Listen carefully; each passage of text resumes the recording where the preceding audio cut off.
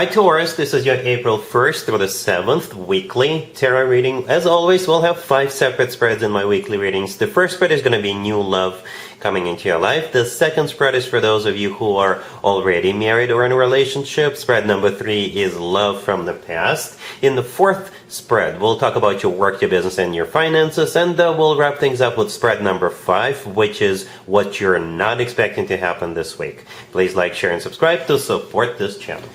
This first spread is on new love this week. We have the Hierophant, clarified by the 6 of Wands. Then we have the 9 of Cups, clarified by the Page of Cups.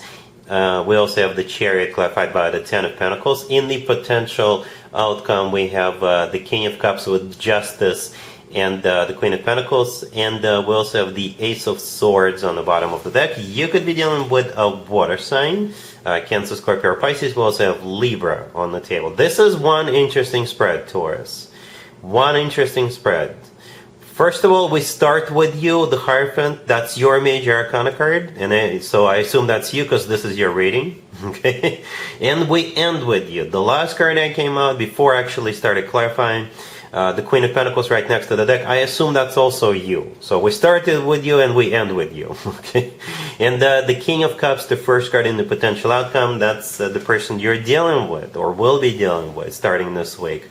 Right? So it could be a water sign, Cancer, Scorpio, or Pisces, or somebody with a lot of water in their chart. If they're not a water sign, this person could be very gentle, you know, somebody who is mature and very loving when it comes to you. Alright, and there are 2 victory and success cards in the tarot deck. 2 of them. Both of them are on the table. The first one clarifies you, the Hierophant, all the way to your left. The 6 of Wands, that's the first one. That's the first victory card. And we also have the Chariot in the middle, right? That's the second card. That's the second victory card. So since one of them just showed up on its own and the other one is a clarifier, I think it's talking about the same thing. You are going to be celebrating some kind of an achievement or a victory, right? Your elevation of status at work or among your friends or what have you. Perhaps you just recently achieved something, or you completed something, or you accomplished something. And that's how I think you will come across this King of Cups. Your achievement, your success somehow will attract this King of Cups. Not because they want to be cool by association. No, but perhaps you're just, you're meeting this person at some kind of an award ceremony. Or you could be going to a conference at work, you know, work-related conference, and you're going to be speaking. And perhaps that's where you'll meet this King of Cups. So you getting together, you getting acquainted to this King of Cups has something to do with you celebrating your success or achievement or something like that. I hope this makes sense. All right. Right next to the Hierophant, we have the 9 of Cups. It's a card of a personal satisfaction and fulfillment. And I think this is you feeling this way because you just recently won. You just recently accomplished something, achieved something. The Page of Cups clarifying that. This is where this King of Cups shows up, right? They're going to ask you out, or they're going to maybe congratulate you. They may, you know, want to acknowledge your success or something like that.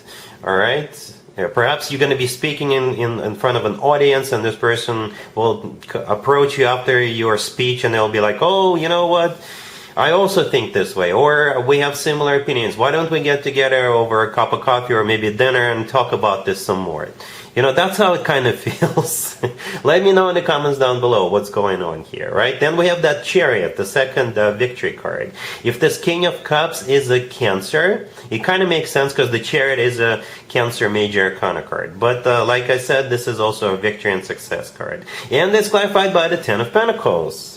The 10 of Pentacles is a clarifier, but it's here. It's here. It could be a card of financial success, financial abundance, but it's also a card of a family. You know, it's a card of a commitment, marriage. And it could also be a card of like real estate. Perhaps you're buying a home, you're buying an apartment, and you're bidding on this home or apartment and you're winning. Right? And you move in, or you go look at the apartment you just won, and perhaps this King of Cups is somehow shows up. It could be a real estate agent or a neighbor or something like that. I don't know. There's just so many ways to interpret this. All right, and yeah, going back to that potential outcome, very, very, very straightforward potential outcome. You are the Queen of Pentacles, the King of Cups is the person you're dealing with, and then the middle way of Justice. Justice, by the way, could be like a government organization or financial institution. Or justice could be you're finally getting what you deserve. Justice could be all about, signing paperwork. And when people get married, they sign a piece of paper. And then that piece of paper is submitted with the local government. And the Ace of Swords on the bottom of the deck, this is the ace that usually talks about people being very straightforward, very upfront with you. It's a card of clarity, right? So there's no BS, nobody's fooling you, playing around with that Ace of Swords. So I think both of you will be definitely crystal clear about what's going on and about what the two of you mean to one another. Very interesting reading, Taurus, all right? Really happy for you. Congratulations. If you are already in a relationship or married, Taurus, the spread is for you. We have the Five of Wands clarified by the Knight of Swords. Then we have the Queen of Wands clarified by the Page of Cups. We also have the Fool and the Sun on the bottom of the deck. I think you're dealing with a fire sign. Aries, Leo, Sagittarius. I don't know who this Queen of Wands is to you, but you either recently got into a fight with this person and maybe you're no longer speaking, right? Or maybe in the early... in the beginning of this week, you could get into some kind of a confrontation with this person. But the good news is that you're going to be patching things up. By the end of this week, you guys will patch things up. Okay, so this Queen of Wands could be your significant other. This Queen of Wands could be a neighbor, could be a friend, a family member. All right, and they're clarified by the Page of Cups, which is a card of an apology, right? It's definitely an apology because we actually start with the Five of Wands clarified by the Knight of Swords. Yeah, that combo is definitely talking about some kind of a conflict or drama or both, obviously. Because the Knight of Swords, out of all four knights, is the knight that tends to get into fights. And the Five of Wands is a card of a conflict. So again, you either already had this confrontation with this person or you will have this confrontation at some point, like in the first half of the week. But then you guys will patch things up. Once they've apologized with that Page of Cups, you will... it'll be like, water under the bridge. That's the attitude I see. Because the Fool and the Sun, these are happy cards. The Fool is a card of, forget it. Let's just forget what happened, right? Let's let it go. All right. And the Sun is the happiest card in the deck. It could be a Leo, right? The Fool could be an Aries. The Sun could be a Leo. But the Queen of Wands could be any fire sign.